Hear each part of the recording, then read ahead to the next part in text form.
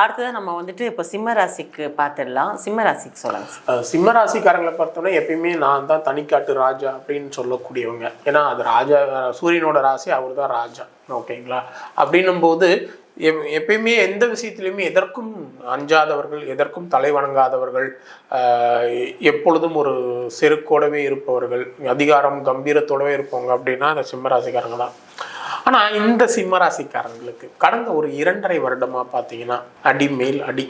ஏன்னா கண்டகச்சனி அப்படின்ற பட்சத்தில் வந்து 2.5 வருடமாகவே எதிர்மறை சிந்தனைகள், கணவன் மனைக்குள்ள பிரச்சனை, உடல்நிலை பாதிப்புகள், நண்பர்களால் பிரச்சனை, உறவுகளால் பிரச்சனை, குடும்பத்திலிருந்து ஒதுங்கி போகக்கூடிய நிலை. ஓகேங்களா?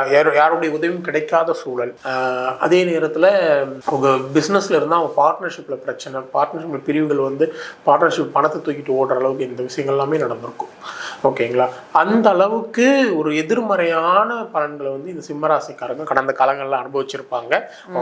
அதே நேரத்தில் இப்போ என்ன நடக்க போகுது அப்படின்னு பார்த்தோம்னா, இப்போ வந்து இந்த 2025 சிம்மராசிக்கு அஷ்டமச்சனி மார்ச் மாதம் ஸ்டார்ட் ஆயிடுது. ஓகேங்களா? அதுக்கப்புறம் ராகு கேது பார்த்தீங்கன்னா, ராகுவும் 7ஆம் இடத்துல இருந்து கேது ஜென்மத்துக்கு வரார். ஜென்மத்தில் கேது வந்துடுச்சுனாவே மனக்குழப்பங்கள், பயம், எதிர்மறை சிந்தனை, பேசாமல் சாமியாராக போயிடலாமா அந்த அளவுக்கு பிரச்சனைகள், இந்த மாதிரியான விஷயங்கள்லாம் நடக்கும். ஓகேங்களா? அதனால வந்து அஷ்டமச்சனின்றதே ஒரு எடுக்கும் முயற்சிகளில் தடைகள், பிரச்சனைகள், தீராத பிரச்சனைகள், சின்ன சின்ன விபத்துக்கள் நடக்கிறது, நண்பர்களால் எதிரிகளால் எல்லாம் அவமானப்படுறது, குடும்பத்தில் யாருடைய உதவியும் கிடைக்காம இருக்கிறது, தொழில் உத்தியோகத்தில் வேலை இல்லாமல் போகிறது, உயரதிகாரிகள் பிரச்சனை, இவங்க மேல் வீண் பழிகள் வர்றது, இவங்களுக்கு எதிராக அரசியல் பண்ணுறது. அரசியல்னா ஆஃபீஸில் இருக்காங்க அங்கே அரசியல் பண்ணுறது, இவங்க மேலே மற்றவங்க பண்ண தப்பு இவங்க மேலே போடுறது, இவங்களை வந்து அப்படியே தள்ளி ஒதுக்கி வைக்கிறது, இவங்களுக்கு தேவையான விஷயங்களை செய்ய, அதாவது இவங்களுக்கு ப்ரொமோஷன் இது எல்லாமே டிலே ஆகுறது, அதில் பிரச்சனைகள் வருது, கூட இருக்கிற அஃபிஷியல் கொலீக்ஸ்னால பிரச்சனை வர்றது, இந்த மாதிரி விஷயங்கள்லாம் நடக்கும். ஸோ இந்த காலகட்டங்கள் கொஞ்சம் கவனமாக இருக்கும். இருந்தாலும் குரு பகவான் 11க்கு வர்றார். குரு பகவான் 11க்கு வர்றதுனால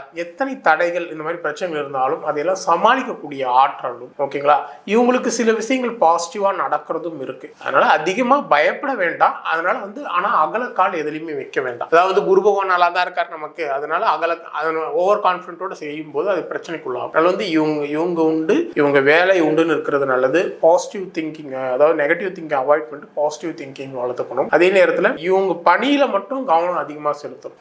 ஓகேங்களா? அப்படி அந்த மாதிரி இவங்க ஒரு லிமிட்டட் லைஃப் வந்து ஒரு கண்ட்ரோல்டு லைஃபா போனாங்கன்னா பெரிய அளவுக்கு பிரச்சனைகள் வராது. செல்ல வேண்டிய கோவில்கள் இவங்களுக்கு வந்து நீங்க நரசிம்மர் வழிபாடு தாங்க. நீங்க என்னதான் பண்ணாலும் நரசிம்மர் வழிபாடு, பெரிய கருப்பன் அப்படின்ற சாமி கோயில், அதாவது அந்த பெயருடைய பெரிய கருப்பன் அப்படின்ற பெயர்ல ஏதாவது சாமி இருந்தது அப்படின்னா, நெட்ல அடிச்சு பார்த்தா தெரிய போகுது பெரிய கருப்பு அப்படின்ற ஒரு கோயில் இருக்கா அப்படின்ட்டு. அந்த கோயில்ல போயிட்டு சனிக்கிழமையிலேயோ இல்லை வேலைக்கிழமையிலோ வழிபடுறது. அதுக்கப்புறம் தொடர்ச்சியா நரசிம்மர் வழிபாடும் ஆஞ்சநேயர் வழிபாடும் பண்ணிட்டு வந்தாவே இவங்களுக்கு இந்த பிரச்சனை வெளியே வந்து. எவ்வளவு மதிப்பெண் கொடுப்பீங்க?